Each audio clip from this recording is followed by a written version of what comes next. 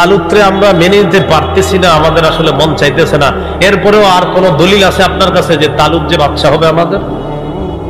এই কথা বলার পর শামীল নবী বললেন, হ্যাঁ একটা দলিল আছে, যে দলিলটা তোমরাও খুব খুশি হবা। কয় কি দলিল?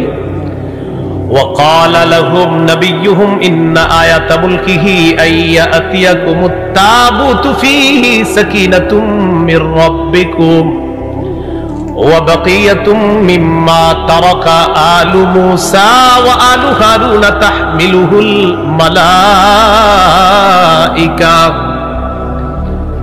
তালুত বাদশাহ, এই বাদশাহীর আলামত হলো তোমাদের কাছে তোমাদের সিন্দুক ফিরে আসবে, তোমাদের তাবুত, তাবুত মানে সিন্দুক, তোমাদের ওই সিন্দুক ফিরে আসবে। ফিহি সাকিনাতুম মির রাব্বিকুম, যে সিন্দুকের মধ্যে তোমাদের রবের পক্ষ থেকে সাকিনা আছে, প্রশান্তি আছে, নিয়ামত আছে, তাওরাত আছে। ওয়া বাকিয়াতুম মিম্মা তারাকা আলু মুসা ওয়া আলু হারুন, যে সিন্দুকের মধ্যে মুসা নবীর রেখে যাওয়া অনেক স্মৃতি আছে, হারুন নবীর অনেক স্মৃতি আছে।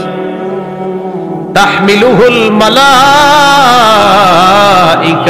টেনশন করো না, ফেরেশতারা বহন করে সিন্দুক তোমাদের কাছে দিয়ে যাবে।